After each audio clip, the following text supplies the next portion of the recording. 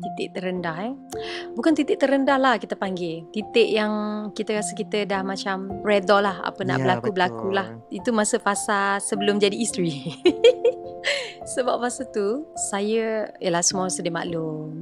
Datuk K pun pernah berkeluarga dulu kan. So dan saya memilih untuk berkahwin dengan Datuk K. Masa tu peminat pun dah terbahagi dua dah. Ada yang suka, ada yang tak suka. Ada yang setuju, ada yang tak setuju. So selepas tu memang ada peminat yang dah terbahagi dua. And then tak lama lepas saya dah bergelar isteri, mereka dah melihat macam mana Datuk K jaga saya.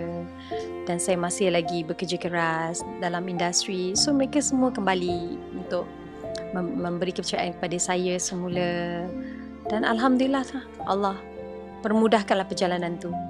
So itulah keadaan yang Titik kalau terendah. ditanya titik terendah saya tu bukan senang ya, sebab ini adalah Betul. keputusan masa depan saya juga.